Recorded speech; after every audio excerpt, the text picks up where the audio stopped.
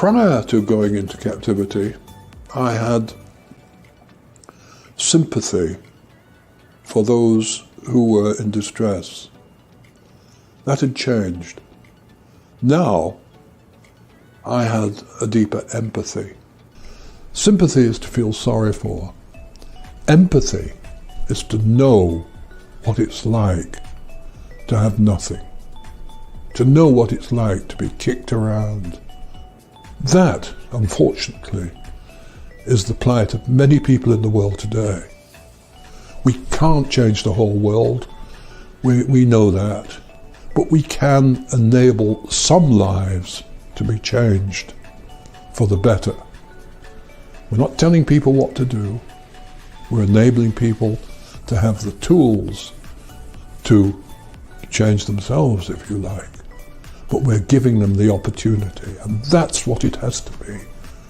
So, our vision, we keep the light alive, and we bring hope. And we can only bring hope if we have hope.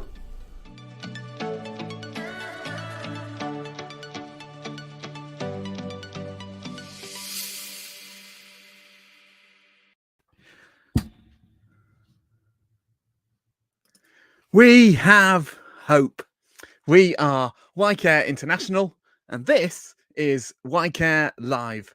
My name's Tim Baker, and a big welcome to you wherever you're joining us from this Friday morning. YCare is the international development agency of the YMCA family, and we're working all around the world to see young people overcome the challenges of poverty and injustice, and to help them overcome the barriers that prevent them from flourishing. And here at YCare Live, we meet online on the first Friday of every month to connect and to share with you all. This is our second ever YCare Live, so if you're just finding us, you're very welcome. Come along and say hi. We want to hear from you. We want to hear where you're tuning in from. Have you got a nice coffee or tea with you for 11s today on this Friday morning? I see Becca's got her coffee. Let us know what you're drinking in the comments. It's always good to have you along with us. This is a community space, and we want to, as YCare, to share with you all and to invite you to come and be part of the YCare movement, the YCare family that's having an impact all around the world. Last month, we were here with Kathleen Elsig from the YMCA and our founder and president, Terry Waite, and launched our response to the unfolding situation in Ukraine. And the first thing I want to say this morning is just a big thank you. Thank you to all of you who've supported our appeal and who have continued to support our work with YMCA Europe and the YMCAs in Ukraine and the surrounding countries as we work together to try and provide a vital emergency response in that challenging and continually changing situation. Last month, I had the pleasure of being with our friends at the YMCA in Scotland as they gathered for their Scotland conference, and we had some really powerful and amazing connections via Zoom with our friends in the YMs in Ukraine, and we here at YCare continue to have regular contact with our friends across YMCA Europe as we stand together in solidarity with all affected by this conflict, and we continue to hold the Ukrainian people in our thoughts and prayers. Thank you for being a part of that. Thank you for continuing to support us. You can find out more about our appeal and the response that we're undertaking alongside the YMCA in Europe there at ycareinternational.org/Ukraine. And please do go and take a look at that link at some point today. We're looking forward to in the coming month having more chance to spend time with our YMCA friends. We'll be at the England and Wales conference next week. If you're going to be there, come along, say hi, give us a wave. Come and find me and the team as we'll be there together. But YCare Live, this little Friday morning space, is about celebrating hope and about connecting with people. And that's also a little bit about getting a chance to meet some of the YCare team. So I'm excited to be able to introduce you to one of my colleagues.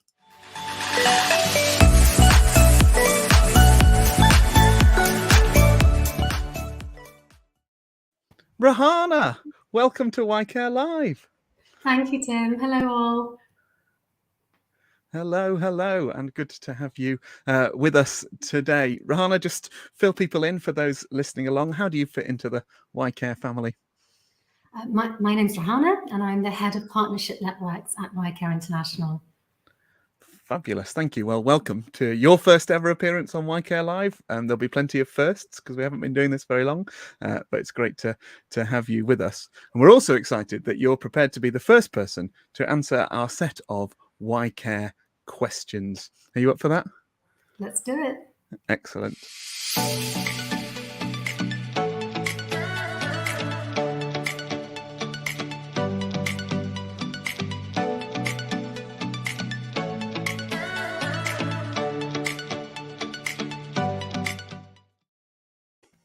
So the YCare questions, there are 5 and they spell out YCare. So as we go through, it'll be a bit of a chance to get to know you a little bit, Rehana, and some of the things that motivate you, but also to tell some stories about YCare's work. So firstly, starting with the why of YCare. Why do you do this kind of work, Rehana? Thanks, Tim. We do this work because we believe in the power of young people, YMCAs, and other civil society organisations to lead positive change. Sadly, we're living in a world where many young people are unemployed, unheard, excluded, and many of the challenges that they face have been made worse by conflict, as we're so sadly witnessing in Ukraine, and other global crises such as COVID and climate change. At YCare, we're fortunate to be able to work with YMCAs who then support young people to thrive. And we do this in a variety of ways, from training young people in vocational and business skills to supporting young people to promote their physical and mental health among their peers. What's great about YMCAs is that they're deeply rooted in their local communities. They really understand the realities and they have long-standing relationships with community members. They're actively listening to young people from these communities and directly involving them in developing initiatives to respond to the needs that young people themselves identify. So through this work, young people are able to fulfill their own potential, but also to become agents of change within their communities at large. Just as importantly, we're also working with YMCAs themselves, walking alongside them, supporting them on their organisational journeys. They define what their strategic priorities are, and we work together to address these. And we do all of this in collaboration with many partners, the World YMCA, who you've mentioned, and others within the YMCA movement, as well as national governments, civil society organisations, community leaders, to name a few. Fab. Thank you, Rehana. It was a great answer to the first question, the why of YCare. And yeah, love that kind of spirit of partnership coming through already. That's really exciting. So then to the C, so YCare. C of YCare. Can you tell us one thing you would change in the world if you could? My hope and prayer very much is that we can collectively overcome poverty, injustice, and inequality by promoting 2 Ps, peace and pluralism. We know that societies can flourish when differences are valued and celebrated rather than feared or misunderstood. And at YCare, we're fortunate to work with partner organisations who are doing just this. YMCAs help give a voice to diverse groups, including young people living with disabilities, displaced young people, to name a few. They value the many talents these young people bring, from creativity to passion to drive. They involve these youth in researching needs in their communities and, as I mentioned earlier, designing their own solutions to the challenges that they face. They call out discrimination and they engage governments and other decision makers to do more to support these groups. To bring this to life a little bit more, I can share an example of a young woman that we worked with in Sierra Leone with the YMCA there and also another organisation called Kodasapa. Her name was Binta, and she lived in a slum community in the capital, Freetown. She was unemployed and resorted to antisocial activities as part of a gang in order to make ends meet. With the YMCA, she learnt new skills in catering, she developed her confidence, she interacted with her peers, And she now has a livelihood making cakes and has taken on leadership roles in her community. In fact, she became the Sierra Leone People's Party Young Generation leader in her community, the only young woman to do so. And when she speaks and when she's spoken to us, she was really grateful that she was given the opportunity to enroll with the YMCA. And she spoke about how people in the community started to listen to her whereas before she was shunned by the community. She spoke about how she's become a role model for other young people. And indeed, she's even helped her former gang members to turn their lives around too. And she's just one example of the many young people we've been fortunate to work with. Oh, I love that. Thank you, Rehana. Yeah, the world would be changed for the better if we had more young people able to pursue their dreams, and also more cake in the world. So that is a great answer. Thank you very much. Now, getting a little bit perhaps more kind of personal to your own motivations. The A of YCare. Are you motivated most by hope, fear, guilt, love, or something else that's not on that list? Thanks, Tim. I'm motivated by love, and it's a core value of ours at YCare and our sister organisation, All We Can. I'm truly, truly humbled by the YMCA staff and volunteers that I've met over the years who are also motivated by love and compassion. And this extends to their families, to their communities, to their nations. And in fact, I think love has been a fundamental rock for them in trying times. Some YMCAs are located in conflict zones, others in areas that are affected by natural or man-made hazards like flooding or landslides. And all YMCAs in one way or another have been impacted by COVID. COVID has brought about funding cuts, and some YMCAs have had to make some difficult decisions, including closing down or scaling back a part of their services. And in some situations, they've had to even make staff redundant. But what's been really remarkable amongst all of this is the resilience and adaptability of YMCAs. They've found new ways of working and delivering. In Madagascar, for example, during COVID-19 lockdowns, the YMCA moved some of its training for young people online. Tragically, violence against women rose here as it did in other countries. And the YMCA responded really quickly, swiftly, by training their volunteers to raise awareness and help tackle the issue. And they also worked with social media, radio, TV to reach as many community members and raise their awareness too on this important issue. And we also see these traits of resilience and adaptability among the young people that YMCAs work with too. In Myanmar, for example, a young female project participant adapted her tailoring business to make face masks during the height of the pandemic. As a young woman living with a disability, she spoke so passionately about wanting to pass on her skills to other young people with disabilities so that they could start their own businesses and become self-sufficient too.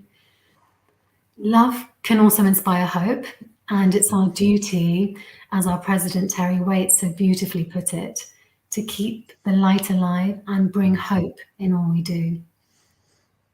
Fabulous. Thank you. Thanks, Rehana. Yeah, real kind of beautiful kind of sharing from the heart there as we recognise what it is that motivates us. And we want to hear from you too. If you're tuning in today, let us know what is it that motivates you. Is it one of those things on that list? Hope, fear, guilt, love? Or is it something else? We want to hear the things that motivate you to be part of the movement for change that you are, even just by tuning in to YCare Live today. Great, we've made it through YCare. Now we're at the R. Reading and learning are really important to us as an organisation and as a whole movement. Is there something you're reading at the moment or learning about that you'd like to share with us or recommend to our viewers today, Rehana? Thanks, Tim. I'll share two. The first is one that I've been reading called the 2022 State of Youth Civil Society Report. And it was published as part of a program we've been working on with Restless Development and other agencies. It brings together the voices of young people and youth civil society organizations from nearly 90 countries worldwide. Madagascar YMCA, who I've already mentioned, and East Jerusalem YMCA have written spotlight chapters that accompany the main report. And it's a really stimulating read. which really demonstrates the resourcefulness and resilience that we've talked about before of youth civil society when faced with the many challenges over the past year. But importantly, it's also a call to action for us all to do more to support youth civil society, which is under constant threat. And there are concrete recommendations in the publication for different groups to consider. So groups like government, to international NGOs like ourselves, and for young people as well.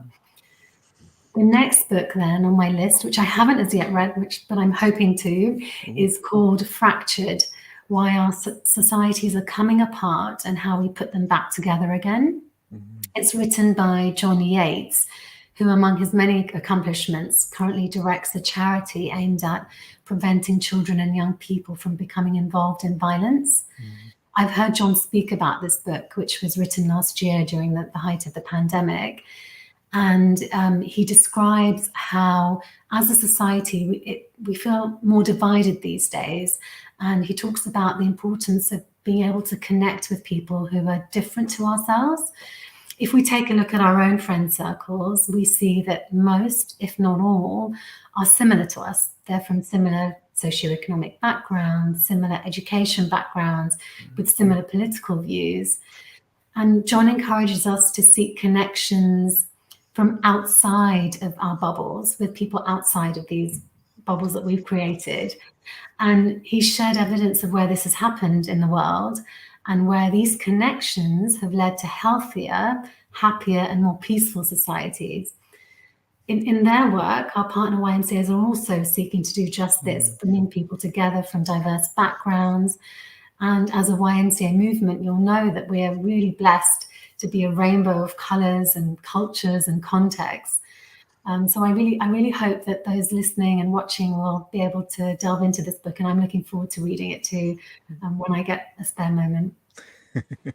Yeah, no, thank you.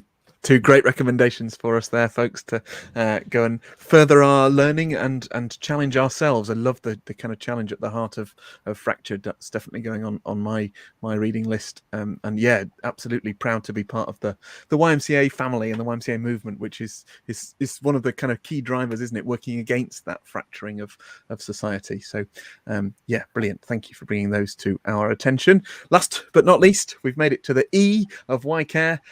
Everyone can make a difference. That's a really important kind of statement for us at YCare. Everyone can play their part. Can you give us and those of us listening a suggestion or two for how people can help to tackle poverty and injustice? What difference can I make? Can we make today? Thanks, Tim. I wholeheartedly agree with that statement. I think each of us definitely has the potential and power to make a difference, however big or small. And it's often the small steps which lead to those bigger changes. If I can, I'll be greedy and suggest 3 actions, if I absolutely. may. Okay. So one, I'd suggest being open to continually learning and unlearning about these issues. Unlearning is a bit of a strange term, but one that really resonates with me, because it asks us to open our mind and our being to new ways of being and doing things. And reading, listening, attending events such as these can all help with this. Number 2 for me would be connecting with others, both those in our existing networks, and then, to take a leaf out of John's book, those outside our networks. So it could be a neighbour, someone from your place of worship, sharing what we've learnt and unlearnt, spreading messages that promote peace, understanding, diversity, and encouraging the new friends that we've made to join the cause. 3, I'd suggest giving directly. This could be through our time, through volunteering, for example, or monetary donations, where I know, and I empathise that we're all going through really strained economic times at the moment. But if you're able to contribute even a little bit, every small contribution counts, and that small or that little contribution can actually make a big difference to young people's lives. On YCare's website that Tim, you showed earlier, there are links to donate to our Ukraine emergency appeal, as well as to our ongoing development work. Fab. Thank you, Rehana, and thanks for the invitation to continue to respond. Yeah, if you visit ycareinternational.org, you can do the /Ukraine bit and find out about Ukraine, or just leave that bit off. And there's plenty of places where you can find out a little bit more about what YCare's up to and support that really important work today. Thank you, Rehana, for giving us 3 things to do. And I love that about unlearning and being willing to share our unlearning. You know, we've got to unpick some of the systems and structures that are making this world a less fair place, and we've got to do that together. And that takes all of us. It takes you at home as much as it takes international development agencies like YCare. We've all got our part to play. So thank you for that, and thanks for kind of all of your answers to our YCare 5 questions, and particularly for kind of bringing out some lovely stories of the change and impact that YCare International has been part of for many years now. As you've reflected on those questions with us, we really enjoyed that. I think just to kind of last challenge for you is just for us to then look into the future, because this is an exciting time for us at YCare, isn't it? As we look again at what our next phase might be like, what the strategy for the next few years might look like, and what our future beyond that is as we continue to support YMCAs around the world. Is there something you're kind of most looking forward to, most excited about in this next little phase? Yeah, I'm really excited about the next chapter in YCare's book. We're now in a new partnership with our sister organisation, All We Can, which brings with it lovely new colleagues like yourself, Tim, new perspectives, new networks, new opportunities. We're now in a better position to be able to work with our YMCA partners on their organisational development, which in turn will strengthen what they can do and what they can achieve with young people in their local communities. And we continue to work closely with our global partners, our global YMCA partners here in the UK and Ireland, as well as the World YMCA based in Switzerland, YMCA regional alliances, and others too. And we excitingly have new work underway with Sierra Leone, Liberia, and Zimbabwe YMCAs, as well as the Africa Alliance of YMCAs. And lastly, we continue to be inspired every day by our partner YMCAs and the young people we work with. They're really our source of motivation and inspiration. Thank you.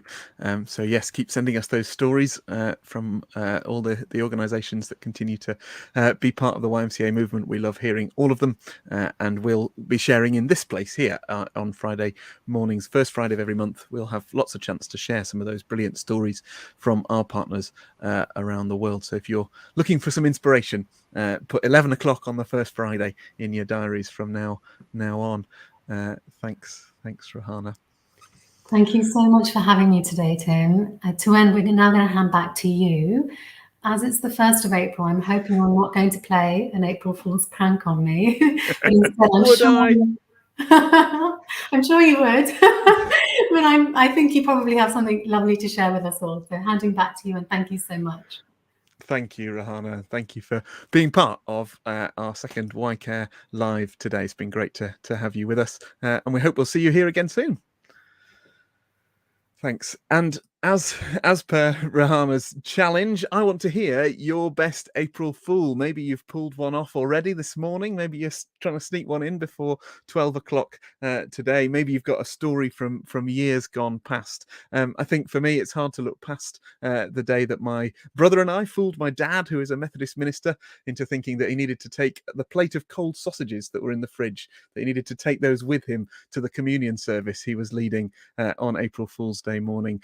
It's several years ago now, but I can still picture him walking into the church in his full clergy outfit, holding a Tupperware of cold, slightly burnt sausages. April Fool, Dad. But perhaps you've got a better one. Let us know in the comments whether you're watching along live or you found this video later on. We want to hear what are your best April Fool stories, and what's the best April Fool you've had pulled on you or you've pulled on someone else. Thank you all for tuning in and for being part of our YCare conversation and hearing a little bit more about the amazing work that Rehana, our head of partnership networks, is up to and involved in, and some of the brilliant things that are going on around the world. We look forward to seeing you here again, same time next month, where we'll have lots more exciting and interesting stories to share with you. But in the meantime, do get in touch with us, and particularly if you'd like me or one of my team to come and visit you at your local YMCA, in your community group, in your church or similar. We want to be able to come out and share with you all. You can get in touch with me at tim.baker@ycareinternational.org. The link should appear below this video in your either Facebook or YouTube if you're watching along, and please do get in touch with us. We'd love to come and share some more of those great stories and share together. And thanks for those who've been joining in the comments. We've got branded cola beverages here with us. We've got pea protein shakes. That looks pretty serious. Thank you, Jez, and great to have. No cake, Graham. Opportunities for more cake as we gather together online next on the first Friday in May. We want you to come along with us, bring some cake, bring some coffee, bring some branded or unbranded cola, and we can share together as we continue to celebrate the impact that this movement is having around the world. In the meantime, stay safe. Thank you for your support, and God bless. Bye.